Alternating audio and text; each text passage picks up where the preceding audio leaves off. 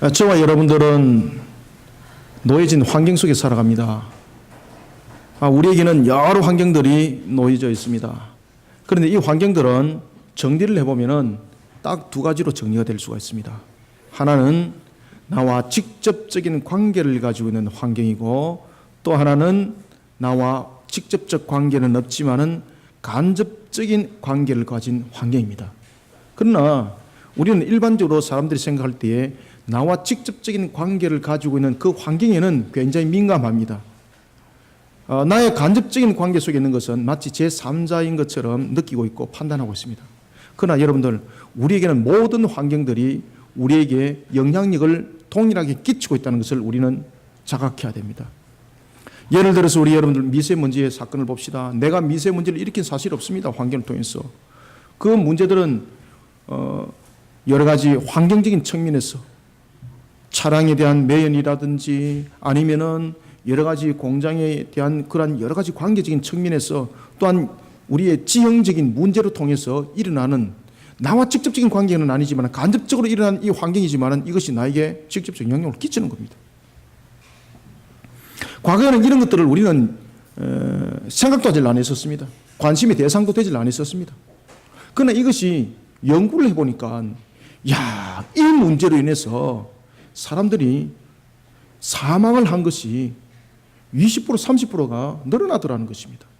그러다 보니까 이 미세문제가 우리의 건강을 해치는 아주 치명적인 내용이더라라는 것이 사람들이 증명하기 위해서 연구도 하고 실험도 해보고 여러 가지 환경들 통해서 또한 증명해 보기도 했습니다. 이 미세문제로 인해서 우리 속에 일어나고 있는 호흡기 질환뿐만 아니라 혈관이라든지 심혈관에도 지단 영향력을 끼치더라는 것입니다. 이와 같이 우리에게 자신에게 일어나고 있는 직접적인 환경이 아니더라도 간접적인 환경들이 나에게 직접적인 환경의 영향력이 되기도 합니다. 오늘 우리는 한 사건을 보게 됩니다. 그것은 바로 엘리야를 뒤이은 엘리사, 그를 통해서 일어난 한 사건입니다. 엘리사는 여러분들 잘 아시는 것처럼 엘리사는 엘리야가 세운 영적 지도자로서 세운 후계자였습니다. 그런데 이런 엘리사도 엘리야가 세웠습니다. 그럼에도 불구하고 그에게는 자신에게 부딪히는 직접적 영향력을 끼치는 환경에 대한 문제와, 그리고 또한 간접적으로 영향을 끼치는 그러한 문제가 자신 앞에 놓여져 있었습니다. 우리는 자신 앞에 놓여져 있는 이런 직접적인 환경에 대한 문제와, 그리고 또한 나와는 상관없다라는 간접적인 환경을 통해서 이 문제가 결국은 나에게 직접적으로 영향력을 끼친다는 것을 우리는 자각을 하고, 그리고 이러한 문제에 대해서 어떤 해결의 실마리를 가지고 우리는 접근해야 되는가, 오늘 우리는 열왕기하의 말씀을 통해서 이것을 직시할 수 있어야 합니다. 엘리사는 여러분들이 잘 아시는 것처럼 그는 엘리야의 뒤를 이어서 선지 생도들을 이끌어가는 측면에서 문제는 리더십에 대한 문제였습니다. 왜? 엘리야와는 달리 엘리사에 대한 능력을 그들은 본 사실이 없고, 그렇다고 해서 자신들은 엘리사로부터 직접 교육받은 사실도 없고, 그러다 보니 그 당시에 엘리야가 가르치고 있던 선지 생도들이 엘리사를 자신들과 동급 정도로만 보고 있는 겁니다. 엘리사가 성천하는 엘리야를 바라보면서 그는 하나님의 그 역사를 바라볼 때에 선지 생도들은 엘리야가 떨어진 것을 염려하고 있었습니다. 그러면서 그들은 말하기를, 우리가 엘리야가 지금 성천하다가 떨어진 것을, 그 장소가 어디쯤인지를 우리가 예측하여서 그를 우리가 찾아야 된다. 얼마나 엘리사를 그들은 설득하는지 열왕기하 2장 17절은 그 무리로 엘리사로 하여금 부끄러울 정도로 그들은 강청하였더라고 말을 하고 있습니다. 엘리사가 엘리야와 같았다면 그들은 엘리사의 그 말 한마디에 순종을 했을 것입니다. 그런데 엘리사의 그 말을 믿지 않는 겁니다. 엘리야는 하늘에 올라왔다고 말하니까 그들은 아니다, 떨어졌다라고 말하고 있습니다. 우리가 찾아보리라. 그러면서 그들은 50명이 무리를 지어서 3일 동안에 그들이 떨어졌다라고 예측했던 그곳에 가서 열심히 찾았습니다. 샅샅이 찢었습니다. 그러나 그곳에 엘리야는 없더라. 이와 같이 엘리사는 자신이 엘리야의 뒤를 이어서 이런 영적 지도자로서 그 조직을 이끌고 또한 이스라엘이라는 나라를 영적으로 이끌어 나갈 때에 직간접적인 측면에서 그는 많은 문제에 봉착할 수밖에 없었습니다. 그런 엘리사, 문제를 어떻게 해결해 실마리를 풀었을까요? 오늘 본문에 보면은 이런 엘리사와 함께 한 사건의 주요 인물이 등장하는데 그는 바로 그들은 여리고성에 있는 성읍의 사람들이었습니다. 여러분, 물이라는 것은 우리에게 참 중요합니다. 물 먹지 않고 살 재간이 있습니까? 우리에게는 인체를 이루고 있는 70%가 여러분 물입니다. 그렇죠? 물은 우리에게 생명입니다. 물 문제는 참으로 우리에게 중요한 문제입니다. 오늘 여리고성에 보면은 이 물 문제가 터진 겁니다.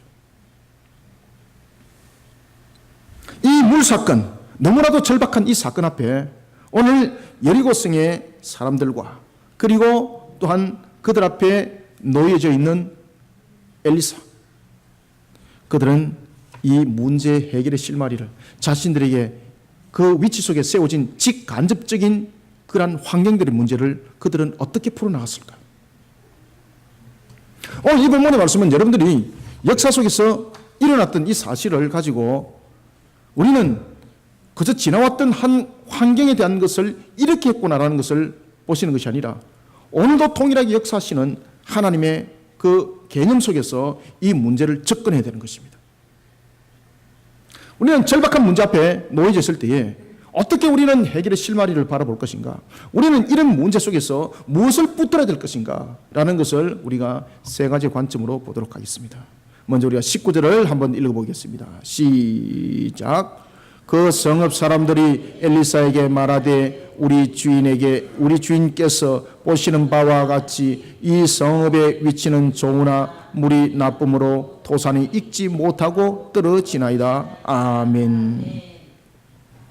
오늘 이 성읍의 사람들은 누군가라는 것은 2장 18절에 보면은 우리에게 가르쳐 주고 있는데 바로 여리고성의 사람들이었습니다. 오늘 그들이 절박한 문제를 가지고 누구 앞에 나오고 있습니까? 엘리사에게 나오고 있다는 사실을 좀 주목하셔야 됩니다.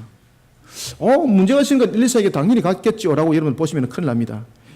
이 역사적 기록은 바로 북이스라엘의 사건입니다. 그리고 장소는 어디라고 성경은 우리에게 가르쳐주고 있습니까? 여리고성입니다. 여리고성. 그러면은 엘리사에게 문제가 생겼을 때 엘리사에게 나갈 확률은 없는 곳입니다. 그 지역이 예루살렘이었다면 모르겠습니다만은 여리고성이었습니다. 갈 이유가 없습니다.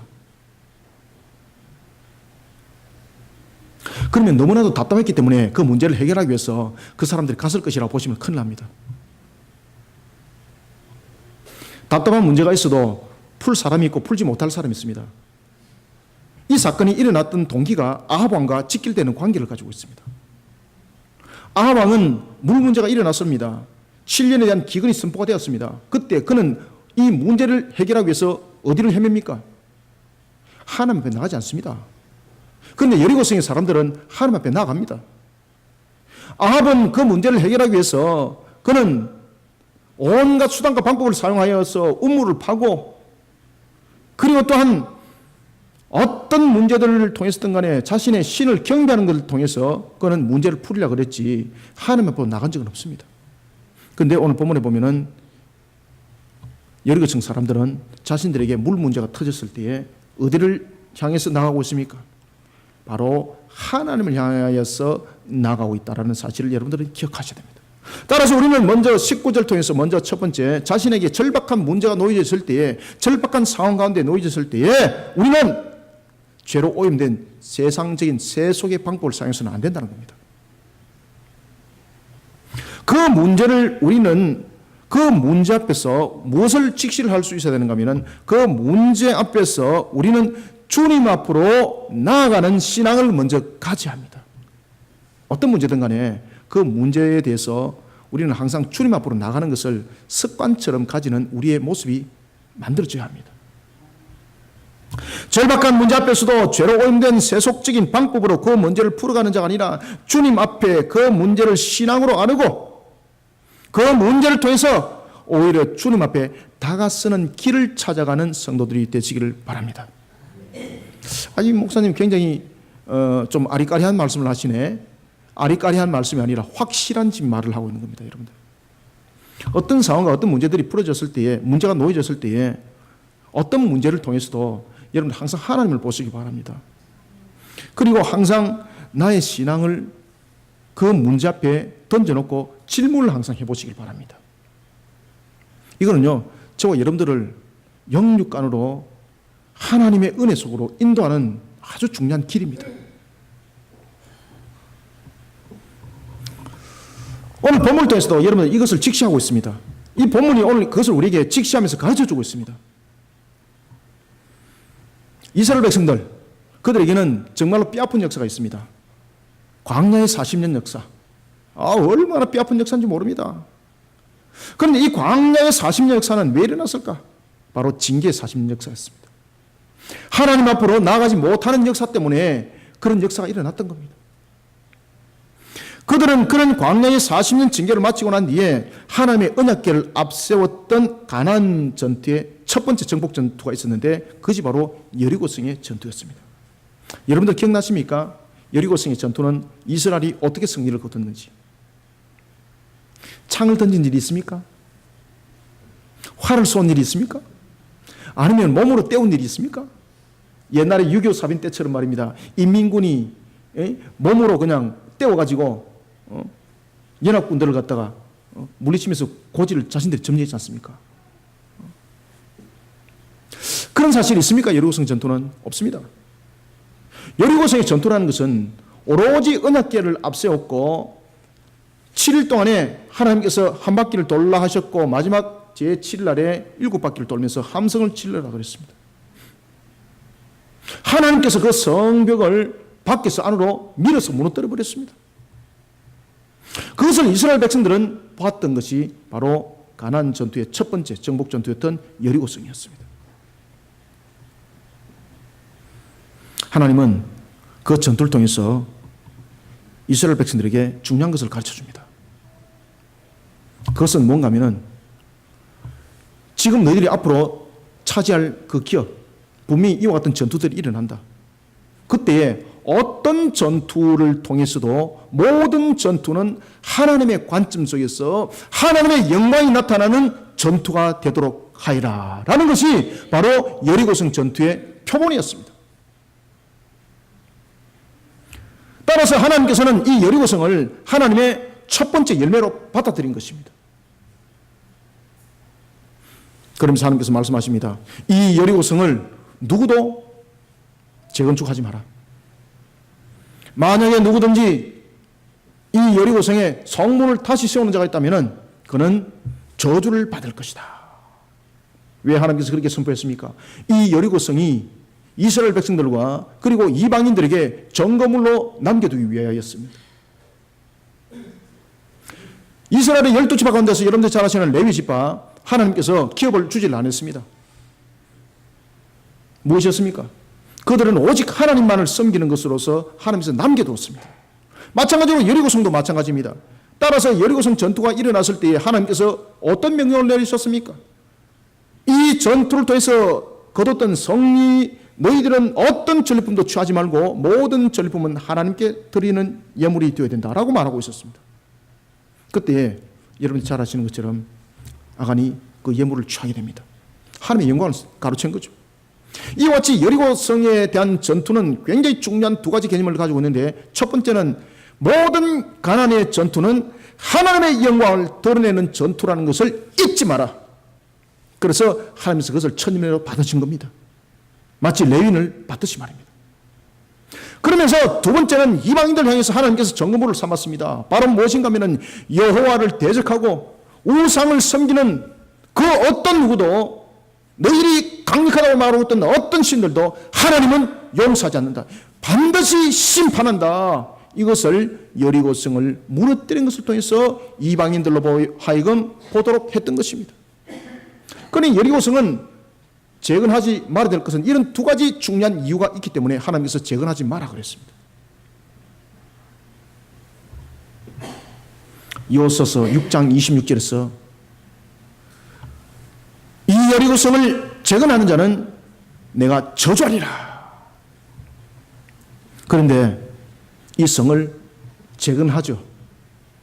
누가 재건합니까? 아주 하나님의 말씀을 잘 듣는 사람이 재건하겠습니까? 하나님의 말씀을 아주 잘 안 듣는 사람이 재건하겠습니까? 답은 뻔한 거예요. 하나님의 말씀을 아주 잘 안 듣는 한 북이스라엘의 대표적인 한 왕이 있었는데 그가 바로 아합이었습니다. 열왕기상 16장 34절에 보면은 아합의 그 명령에 의해서 여리고성에 히엘이라는 사람이 있었는데 이 사람이 하나님을 두려워할 줄 모르고 왕의 명을 부여잡고 성문을 재건을 합니다.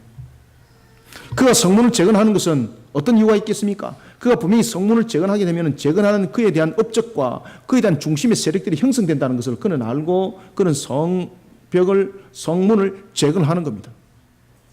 하나님께서 용서하지 않습니다. 그가 성문을 재건할 때 그의 맏아들이 죽임을 당하고 그리고 그의 막내아들이 죽임을 당한 것을 그 여리고성에 있는 사람들이 직시를 하는 겁니다.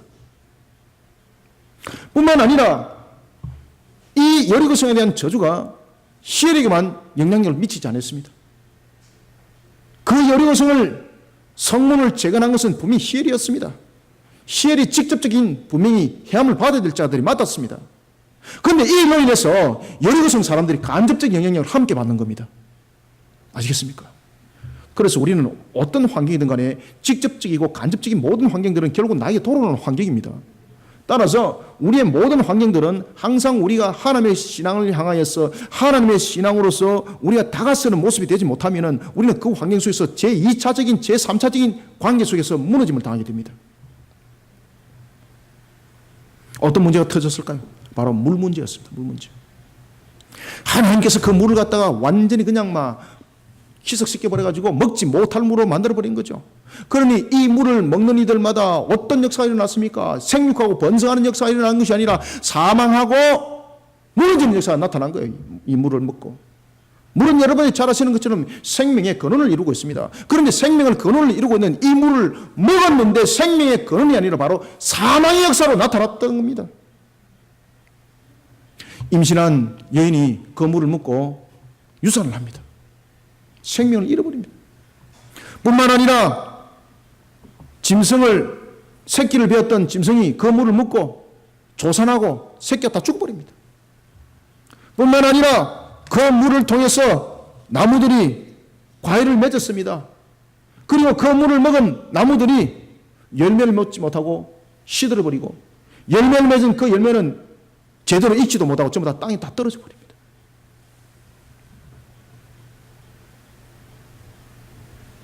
심각한 문제가 봉착하게 되었던 것입니다. 그 당시에 여리고성에. 이때 여리고성은 여러분들 어떤 곳이었다고요?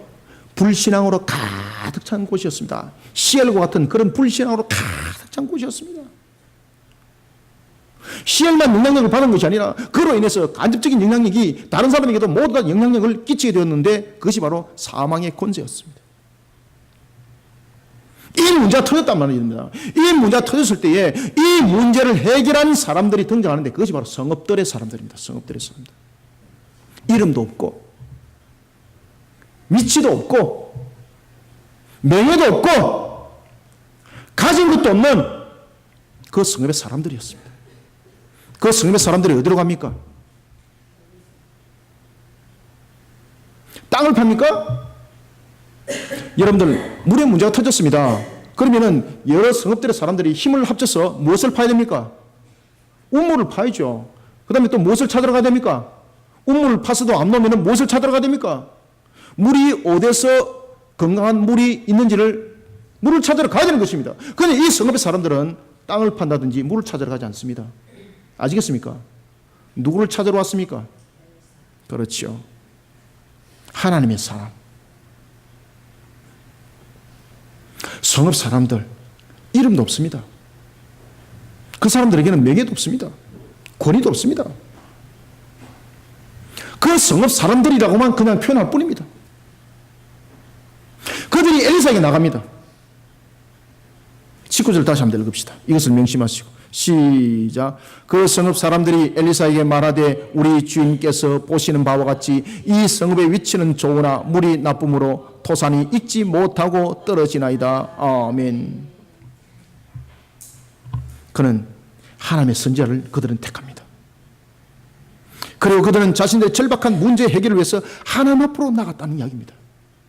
여러분, 우리는 죄악이 너무나도 만연하여서 죄가 죄로 여겨지지 아니하는 악한 시대를 살아가고 있습니다. 어제도 제가 이제 교회에서 주일 준비를 다 해놓고 음식 준비 다 해놓고 사모님하고 사택을 이렇게 저희들은 여러분 산 능선에 있지 않습니까? 이제 사택은 등산길이니까 걸어 올라가면서 둘이서 이런 이야기를 했습니다. 참 요즘에 사람들이 죄가 죄인 줄 모르고 살아가구나. 우리가 여러분들 이런 시대를 살아가고 있습니다. 이런 악한 시대를 살아가고 있는 지금의 우리가 살아가고 있는 이 주변의 환경들, 삶들 통해서 많은 문제들이 지금 터지고 있습니다. 그럼 우리는 직시할 줄 알아야 됩니다. 좋지 못한 뉴스가 온 시간을 뒤덮고 있습니다. 이런 절박한 문제가, 간접적인 문제가 나에게 오지 않는다고 여러분들 생각하시면 큰일 납니다. 이 간접적인 문제가 결국 나에게 올 수 있는 직접적인 문제입니다, 여러분들. 성적 타락에 대한 문제, 음란에 대한 문제, 폭력에 대한 문제, 인권에 대한 문제, 이것은 나를 떠난 간접적인 문제가 아닙니다. 이것은 다시 나에게 돌아올 수 있는 제3의 나를 향한 직접적 문제가 될 수가 있습니다. 우리는 이런 문제 앞에 놓여졌을 때에 우리는 직시할 줄 알아야 됩니다. 그때에 우리는 이 문제 앞에 어떻게 직시를 해야 되는가? 자신의 직접적인 문제뿐만 아니라 간접적인 문제 앞에서 우리는 이 문제에 대해서 일하는 순서가 있다는 것을 여러분 아셔야 됩니다. 땅을 팔 때도 팔 때가 있고 땅을 파기 전에 알아야 될 것이 있습니다. 과학을 앞세운 사람들은 수질 검사를 먼저 할 것입니다. 어디서 물맥이 있는지. 그러나 저와 여러분은 반드시 직시해야 될 것이 하나가 있습니다. 그것은 무엇인가 하면 전지전능하신 하나님을 바라볼 수 있는 것이 우리의 첫 번째 순서가 되어야 합니다. 하나님이 아무리 사람이 물맥이 있다고 찾을지라도 하나님이 그 물맥을 닫아버리면 그 물맥 놓지 않습니다. 오늘 본문을 통해서 성읍들의 사람들이 모든 문제를 세상적인 방법을 내려놓고 엘리사를 찾아갔던 것처럼 우리는 모든 문제의 근원을 통해서 항상 하나님을 직시할 수 있는 신앙을 길러내야 합니다.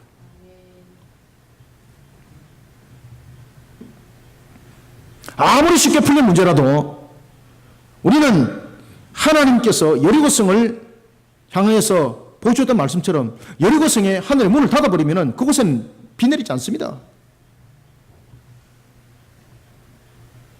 땅을 만져버리면 물은 있지만은 마실 수 없는 물이 되는 겁니다. 출애굽기도 보십시오.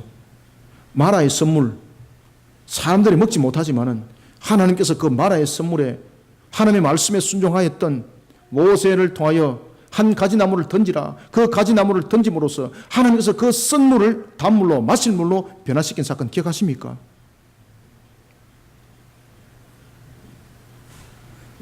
우리는 과학으로 살아가는 것이 아니라 믿음으로 살아가야 합니다.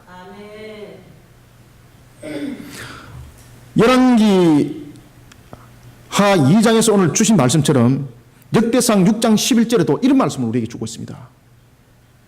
여호와와 그의 능력을 구할지어다. 항상 그의 얼굴을 찾을지어다. 아멘. 하나님이 만능의 열쇠이기 때문에 하나님을 찾아가는 이야기 아닙니다, 여러분들. 죄로 오염된 세속적인 방법으로 그 문제를 풀어가는 자가 아니라 우리는 어떤 문제 속에서도 항상 주님을 향하여서 주님을 바라볼 수 있는 신앙을 길러내는 그 길들을 먼저 갈 줄 아는 걸음이 되기를 소망합니다. 따라서 우리는 그 문제를 통해서 오히려 주님을 찾아가고 그 문제를 통해서 주님 앞에 다가서고 우리는 지금도 이 시간도 나라와 민족의 문제를 가지고 주님 앞에 나가야 하는 것입니다. 기도하는 자가 되어야 되는 것입니다. 남과 북의 정상이 만났네? 또 두 번째 만났네? 이것이 아닙니다. 만나면은 어떤 문제가 어떻게 풀지를 어떻게 알겠습니까? 우리는 이것을 제3적인 관점에서 보면 안 됩니다.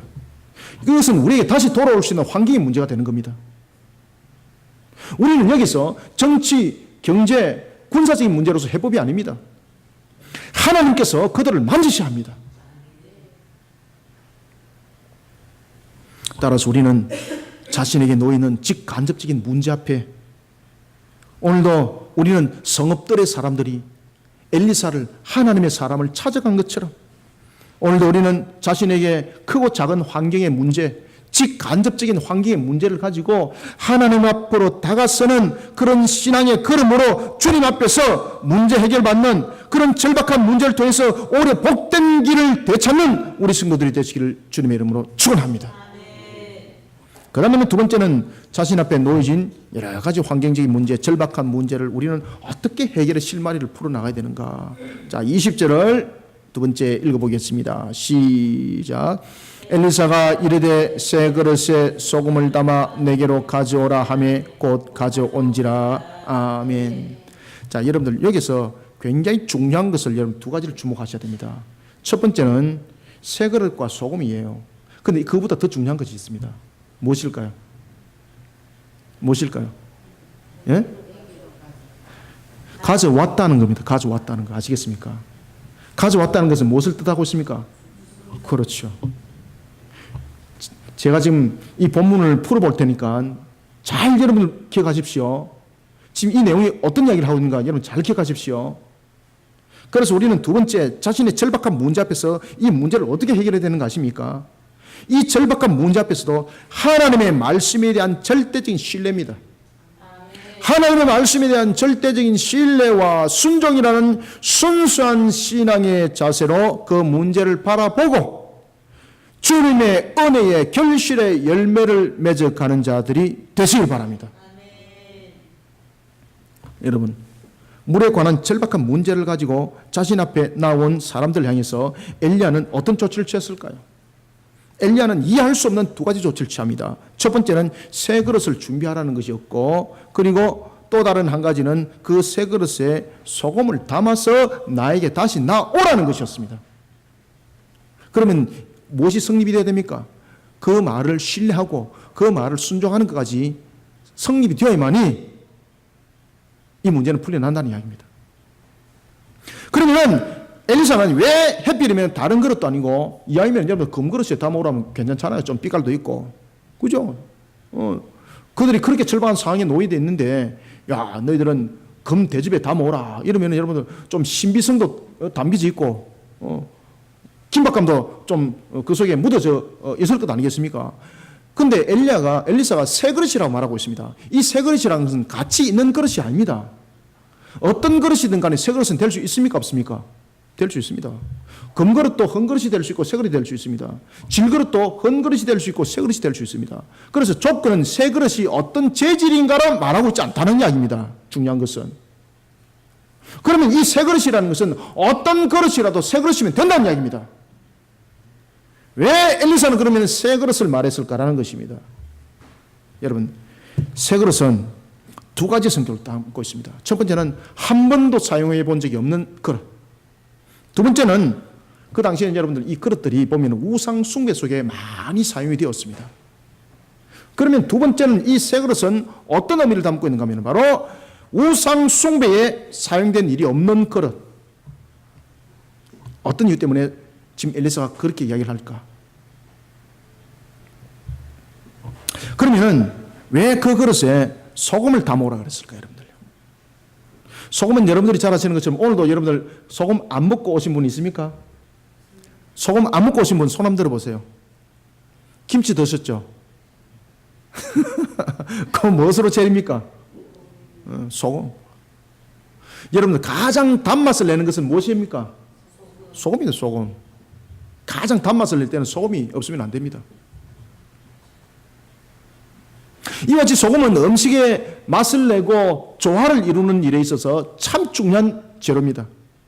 그런가 하면은 소금은 여러분들이 잘 아시는 것처럼 아주 중요한 재질로만 사용될 뿐만 아니라 오염물질을 제거하는 중요한 물질로도 사용됩니다. 물을 정하는 데 있어서 오염물질을 제거하는 데 있어서 소금이 굉장히 중요한 역할을 합니다. 이런 소금을 왜 담으라 그랬을까? 그 이유가 있습니다. 출애굽기 30장 35절과 레위기 12장 13절에 보면은 이 소금이 어떤 용도로 사용됩니까? 성결을 유지하는 것, 성결케 하는 것에 이 소금이 사용되어지는 겁니다. 다시 말하면은 새 그릇이라는 것은 우상 숭배적 요소가 없는 것을 말하고 있고, 그리고 거기에다가 소금을 담는 거라는 것은 신앙의 어떤 부정한 모습도, 어떤 불의한 모습도 없이 하나님 앞에 거룩한 모습으로 놓으라는 이야기입니다. 하나님 앞에. 그 너의 심령을 깨끗하게 하고 놓으라는 이야기입니다. 그런만 새 그릇에 소금 담지 말고 너희들이 정말로 우상 숭배적 요소 회개하고, 그리고 너희들이 하나님의 그릇이 되어서 성결을 담고 나오라는 겁니다. 엘리사가 그것을 요구했던 겁니다. 하나님이 그것을 요구했던 겁니다. 그래서 그들은 그것을 신뢰하고 그에 순종했던 겁니다. 그래서 그들이 다시 왔던 겁니다. 마치 그들은 엘리사의 그 음성이 자신들이 원하는 바에 마치 곡조를 달아주듯이 그 소리가 너무나도 기뻤던 것입니다. 적극적으로 그들은 신뢰하고 순종했던 겁니다.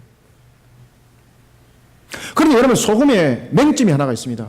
소금은 무슨 맹점을 가지고 있습니까?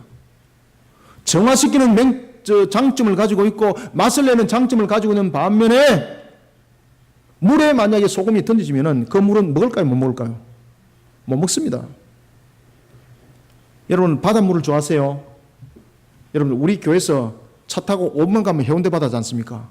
그죠? 성령차로 몰고 5분 가면 해운대 바다니까 바닷물 실컷 마시고 하면 여러분 한번 살아보십시오. 마시다가 바로 사망합니다. 이와 같이 소금은 여러 가지 우리 부분에서 정화시키고 회복시키고 맛을 내기도 합니다만은, 그러나 문제는 물에 대해서는 전반적인 문제를 해결하지 못하는 모습을 가지고 있습니다. 그런 소금을 가지고 물을 해결하겠다니 누가 믿겠습니까? 여러분들, 과학적으로 말한다면은, 경험에 의하면 누가 믿겠느냐고, 여러분들요. 그런데 오늘 본문에 보면은 그들은 이 소금은 물에 던지게 되면 그 물은 오히려 더 못 먹는다는 것을 그들은 알고 있을까요, 모르고 있을까요? 그 성읍의 사람들은 다 알고 있는 겁니다. 그런데 오늘 본문에 보면은 그들이 그럼에도 불구하고 그들은 그 말을 신뢰하고 그 말에 순종하더라는 것입니다. 과학적으로 분석해서 안 맞습니다. 우리가 아는 상식으로 안 맞습니다. 그런데 그들은 엘리사의 그 말에 신뢰하고 그 말에 순종하고 즉각적으로 행동을 취했던 겁니다. 오늘 우리는 절박한 문제 앞에 놓여져 있을 때에 먼저 우리는 하나님의 말씀에 대한 신뢰가 있어야 합니다. 그리고 그 말씀에 순종하는 순수한 신앙이 하나님의 은혜의 결실을 맺는 기적의 역사를 일으킵니다, 여러분들. 모세 보십시오. 마라에 썬물이 있을 때에 한 나무가지를 던지라고 했을 때에 그 과학적으로 그 나무가지 던지면 물이 변화되나요? 경험에 의하면 던지면 됩니까? 그런데 모세는 던졌습니다. 신뢰하고 순종하고. 그런 것들이 성경 곳곳에 그 사건들을 증명시켜주고 있습니다. 사랑하는 성도 여러분, 자신의 절박한 문제 앞에서도 하나님의 말씀에 대한 신뢰가 있어야 합니다. 그리고 그 말씀에 대해서 순종하는 신앙의 자세가 있어야 합니다. 그런 자만이 은혜의 결실을 맺게 됩니다. 출애굽했던 이스라엘 백성들은 그것을 철저히 겪었죠. 민수기 14장 10절에 보면은 하나님의 약속의 말씀을 믿지 못하고 그들이 가나안 땅을 정탐했던 12명 가운데 10명은 자신의 눈에 본 것만을 가지고 말합니다. 하나님의 말씀을 신뢰하지 못하고 그 말씀에 순종하지 못하고, 하나님께서는 분명히 말씀하셨습니다. 가나안 땅에 대한 부분에 대해서 말씀하실 때에 내가 너희들에게 그 땅을 주었노라고 말하고 있습니다. 그리고 너희들은 그곳에 가라고 말씀하셨습니다. 그러면 어떤 환경이 놓여 있고 어떤 상황이 놓여 있더라도 하나님은 모든 것을 성취한다는 이야기입니다. 그런데 그들은 그 말을 신뢰하지 않습니다. 그 말씀에 순종하지 않았습니다. 자신의 눈에 보이는 대로 설명을 했습니다. 야, 하나님께서 말씀하신 대로 적과 꿀이 흐르는 땅이 맞더라. 열매 봐라. 얼마나 크노. 맞다. 그런데 거기 가면 우리는 다 죽는다.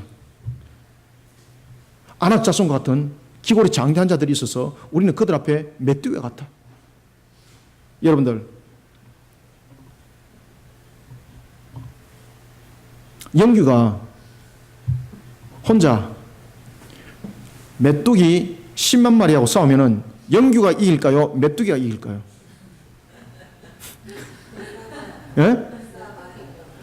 영규가 이기죠. 메뚜기는 도구를 사용하지 못하지만 영규는 도구를 사용할 줄 알잖아요. 그죠? 그렇죠. 살충제뿐만 아니라 횃불 만들어가지고 한번 싹 거슬러 보면 다 죽어버리잖아요. 그냥. 자신들의 모습이 그렇다는 이야기예요. 자신들은 아낙 자손 앞에 이와 같은 메뚜기들하는 거죠.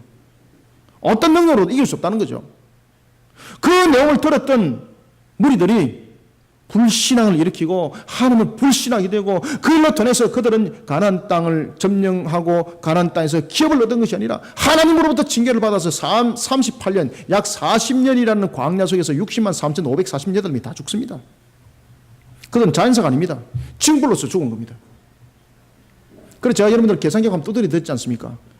매일매일 한 66명에서 70명이 죽습니다. 매일매일 숫자상으로 하나도 빠지지 않고. 자연사까지 합치면 여러분들 어떻게 되겠습니까? 자연사까지 합치면 여러분들 한 6, 70명은 최소한도 그렇게 죽는 겁니다. 매일매일. 그렇지만은 광야에서 이슬처럼 사라져버렸던 60만 3,548명과는 달리 단 둘이 바로 여호수아와 갈렙, 하나님의 말씀을 신뢰하고 그 말씀의 순종의 길을 걷기를 원했던 그들은 가나안을 기업으로 받을 뿐만 아니라 개인적인 기업을 받습니다. 여러분, 하나님은 모든 것에 대한 제1의 근원이 된 것을 믿으십니까?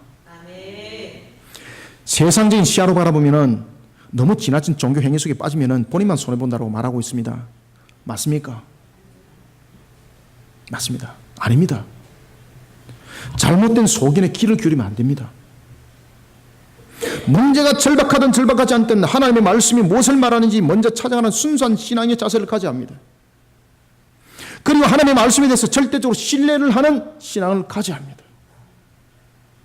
우리가 여기 지금 종교 행위하러 나왔습니까? 아닙니다. 지금 이 시간에 우리가 하나님을 경배하고 예배하는 것은 살아계신 하나님을 예배하고 경배하기 위해서 나온 것입니다.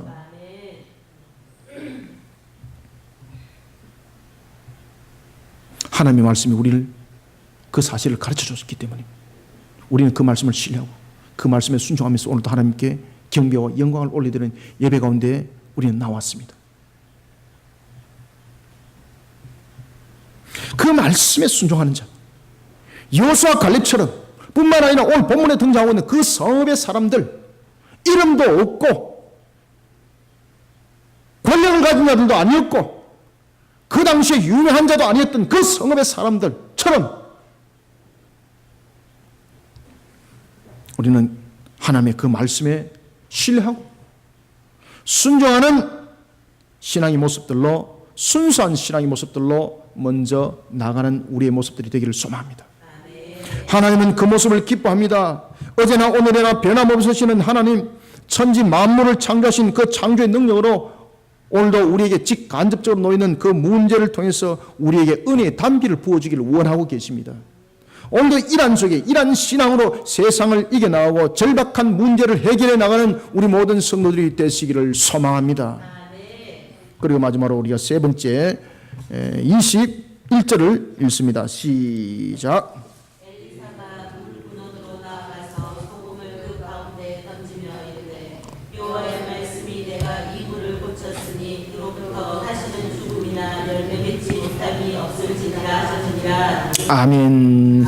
엘리사가 물 근원으로 나가서 소금을 그 가운데 어떻게 했더라? 자, 여러분들 여기서 이제 주목해야 될 것이 무엇입니까? 소금이 주목이 되어야 됩니까? 무엇이 주목이 되어야 됩니까? 물 근원이라는 것은 문제점이 있는 곳에 무엇을 던졌습니까? 누가 던졌습니까? 자, 그럼 여기서 이제 두 가지가 이제 예수께서 나타납니다. 누구의 능력인가? 소금의 능력인가? 엘리사의 능력인가? 사람들은 여기서 주목하게 됩니다. 죄송합니다. 이 둘 다 주목하면 안 됩니다. 이 둘 다 주목하면 안 됩니다. 소금의 능력으로서는 이 물을 회복할 수 없습니다. 제가 조금 전에 여러분에게 말씀드리지 않습니까? 엘리사가 자신의 능력으로 해결할 것 같으면 소금 아니라 자신의 능력으로 그냥 해결해야 됩니다. 오늘 우리는 여기서 주목해야 될 것은 소금이 아니고 엘리사도 아닙니다. 오늘 우리는 여기서 주목해야 될 것은 무엇인가 하면은 오늘도 우리가 무엇을 던지는 자가 되어야 되는가라는 것을 가르쳐주고 있습니다. 하나님께서 회복시켜 줄 알고 믿음을 던지는 성도들이 되시길 바랍니다. 아시겠습니까? 믿음을 던져야 합니다. 그 속에 성령의 역사는 일어난다 안 일어난다? 반드시 일어나게 되어 있습니다. 따라서 우리는 마지막으로 세 번째, 영적으로 병들어 있는 이런 절박한 속에 놓여있는 세상의 실마리, 그 세상의 실마리를 천지를 창조하시고 만물을 오늘도 친히 운행하시는 그 하나님의 능력을 믿고 그 하나님의 능력을 믿는 믿음으로 나가면서 문제의 실마리를 해결하는 성도들이 되시기를 소망합니다. 여러분, 갱도에 갇혔습니다. 굴에 갇혔습니다. 믿음 있는 사람과 믿음 없는 사람의 생명은 누가 더 길까요? 믿음이 있는 사람입니다, 여러분들. 실질적으로 정리되었습니다. 믿음이 이겼네. 믿음이 승리하네.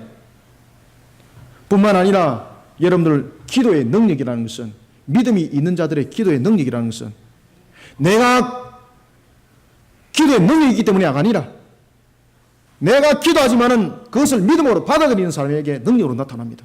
내가 아무리 기도를 해도 이 믿음으로 안 받아들이면은 능력은 나타나지 않습니다. 실질적으로 이게 임상 시험 속에도 나타났습니다. 한 임신부를 향해서 옆에 있는 사람이 아니라 적반되어 있는 반대적인 방향에 있는 사람을 두고 기도를 했습니다. 그리고 그 임산부는 누가 나를 향해서 기도할 것이라는 것을 알고 그것을 기도 제목을 믿음으로 받아들이기 시작합니다. 어떤 일이 일어났을까요? 다른 임산부들은 고통 속에서 아이를 낳는데 이 여인은 아주 순산하는 겁니다. 우리에게는 너무나도 중요한 것은 뭔가 하면 믿음을 던져야 합니다. 믿음을 던질 때 믿음 있는 자가 믿음을 던져야 합니다. 우리는 세상을 향해서 주님의 복음이라는 믿음을 던집니다. 그때 내가 믿음이 없는데 그 복음의 능력이 어떻게 세상을 향해서 나타나겠습니까? 주 예수 그리스도를 믿어라. 그러면 너와 내 집이 구원을 받으리라. 내가 안 믿고 말만 한다고 능력이 됩니까? 내가 선포를 했다고 능력이 됩니까?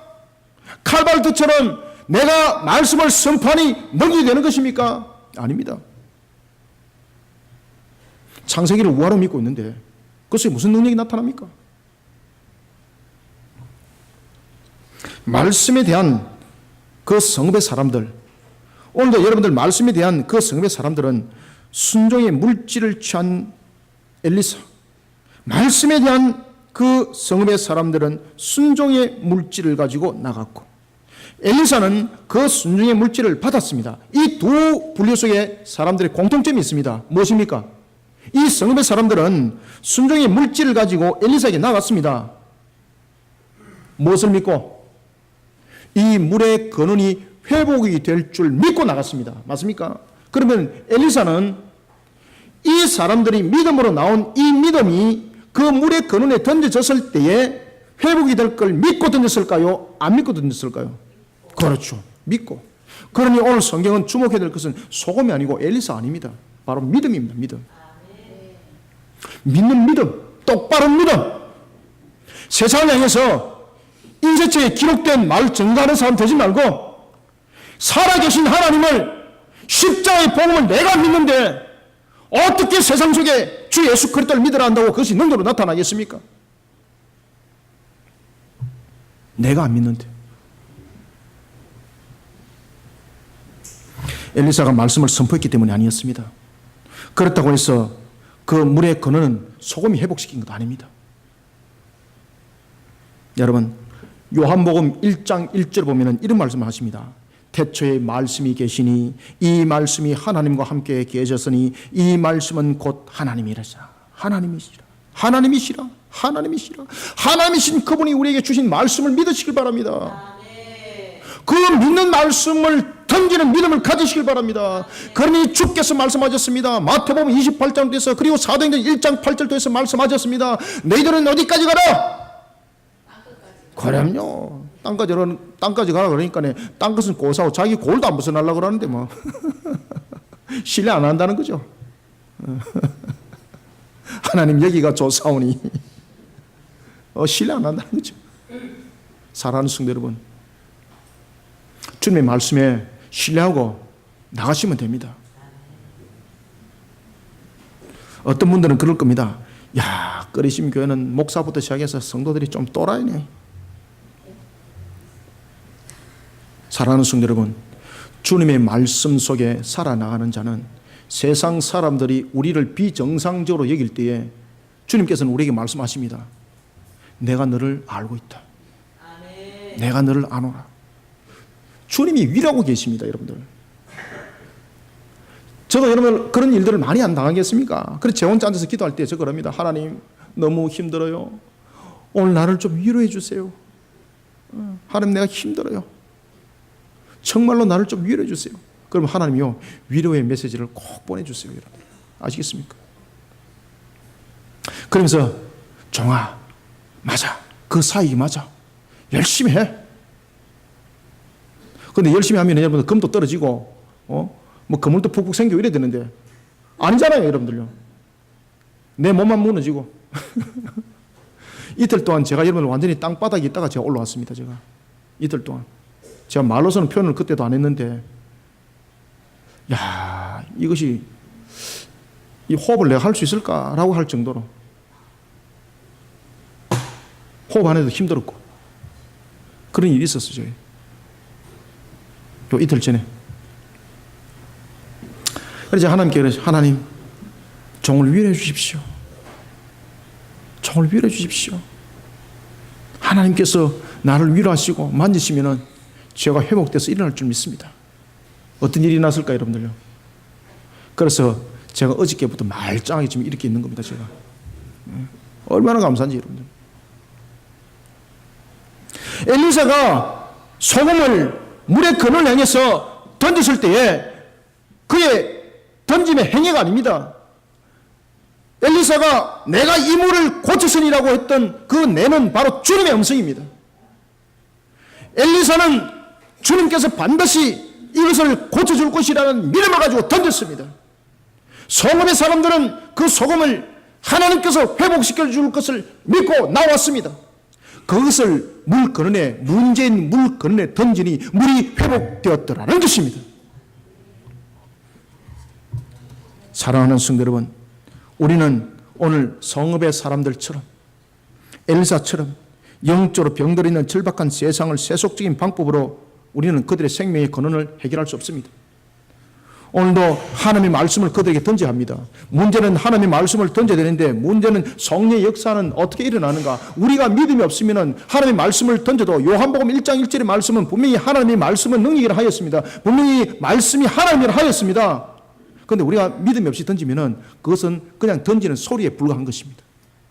우리가 믿음 없이 성경 읽으면 거의 이거 역사 안 일어납니다. 그냥 인쇄 글자입니다. 인쇄 글자. 제가 여러분들에게 한번 말씀드렸을 겁니다. 제가 성경을 읽다가 제가 기절해서 넘어질 뻔했다고. 하나님이 성경을 글자로 움직여서 이 안에 내용을 보여주시는데, 와, 이거는 사람들에게 어떻게 설명해야 될지, 이거 어떻게 설명해야 될지 모르겠는 거예요, 이게. 그런데 놀랄 사실은 그 내용이 안에 성경의 본문의 말씀이었습니다. 내가 이거를 사람들한테 말하면 사람들이 내보고 신비주의라 말할 것이고 내보고 돌았다고 말할 것이고 정신 착란자라고 말할 것이고 이것을 어떻게 말할 것인가? 제가 한 15년 동안 이것을 말하지는 않았습니다. 하나님의 말씀을 믿음으로 바라보시길 바랍니다.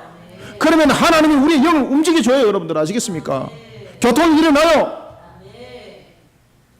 그런 말씀을 던져야 되는 거예요. 그런 믿음을 던져야 되는 거예요. 오늘도 저와 여러분들은 세상을 향하여서 성읍의 사람들처럼, 엘리사처럼 소금이 아니라, 새걸에 담겨진 소금이 아니라 그 속에 우리에게 말하고 있는 그 믿음, 하나님을 신뢰하고 그 말씀에 순종할 뿐만 아니라 이것이 던져지면 반드시 회복시켜 줄 것이라는 그 믿음, 그 믿음을 가지고 자신의 건강을 향하여서 선포하시길 바랍니다. 그 믿음을 가지고 세상을 향해서 선포하는 자들이 되시기를 축원합니다. 우리는 이러한 능력을 일으키는 일꾼이 되어야 합니다. 말씀을 맺겠습니다. 절박한 어떤 문제 앞에서도 저와 여러분들은 한 가지 분명한 선택을 해야 할 것이 있습니다. 그것은 세상 사람들과는 달리 그 문제를 통해서 오히려 주님 앞으로 우리는 다가서는 기회를 삼아야 된다. 우리는 그 길을 택하는 자들이 되어야 합니다. 절박한 문제를 풀기도 급급한데 거기다 신앙을 올려놓고 이 도대체 뭘 하자는 소린가? 2번 죽이는 이야기인가? 세상 사람들은 여기에 대한 비밀을 알지 못합니다. 그러나 저와 여러분들은 알고 있습니다. 하나님은 우리를 반드시 회복시키십니다. 신앙과 삶은 하나입니다. 삶의 행위를 신앙이라 말하지 않습니다. 말씀의 실천입니다. 말씀을 살아가는 것, 신뢰하지 못하고 그 말씀을 믿지 못하는데 어떻게 그 말씀을 따라서 살아갑니까? 말씀을 믿는 자들이 되시길 바랍니다. 그 말씀을 믿는 그 믿음을 세상을 향해서 던지는 비손과 기온과 히데엘과 에덴 동산에서 흘러나온 내강이 되기를 소망합니다. 종말의 서곡을 알리는 절박한 문제 앞에서도 요한계시록 13장 16절의 말씀처럼 마귀의 징표에 썰어버림을 당하지 않도록 오늘도 하나님의 말씀으로 그 믿는 믿음의 신앙으로 오늘도 자신의 울타리를 치시길 바랍니다. 세상 사람들은 법도와 규례를, 하나님의 법도와 규례를 그것을 규제라고 말하고 있습니다. 하나님의 주신 우리의 십계명을 그들은 하나의 종교 행위라고 말하고 있습니다. 그러나 우리는 그것이 우리의 생명과 삶을 보존하는 울타리라는 것을 먼저 믿으시길 바랍니다. 그 믿음으로 나를 먼저 지키시길 바랍니다. 그리고 그 믿음을 가지고 세상을 향해서 던지는 자들이 되시길 소망합니다. 절박한 문제가 나를 무너뜨릴 것인지 오히려 나를 강한 손으로 만들 것인지 강한 팔이 되게 할 것인지 그것은 자신의 선택에 달렸습니다. 모든 것에 제일의 근원이 되시는 하나님을 붙드는 신앙으로 자신을 일으키고 그리고 세상을 일으키는 진짜 그리스도인이 저와 여러분들이 되기를 주님의 이름으로 축원합니다. 살아계신 아버지 하나님, 주께서 오늘도 우리를 이렇게 세워주시니 감사합니다.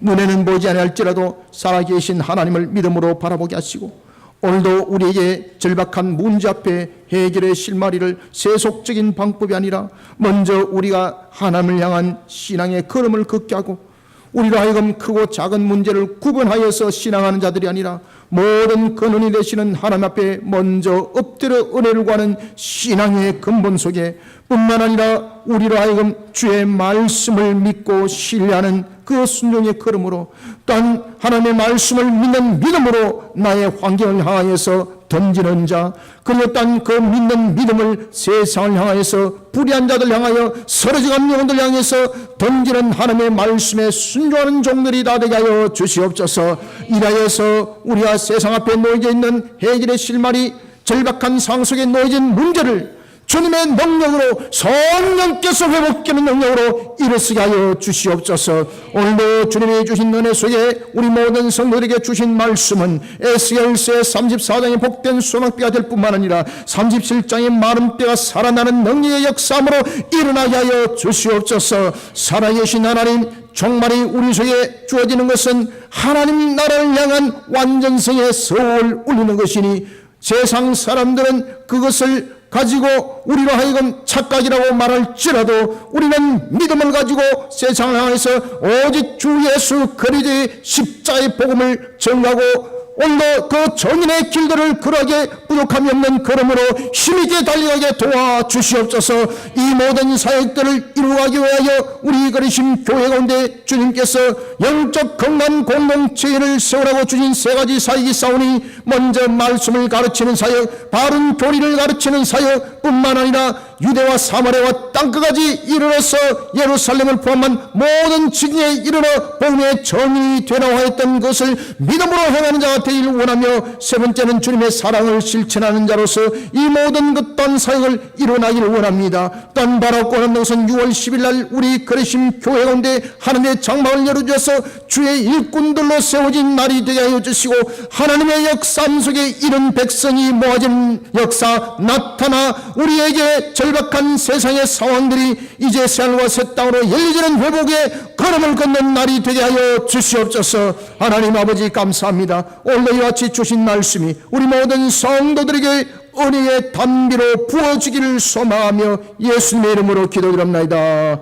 아멘.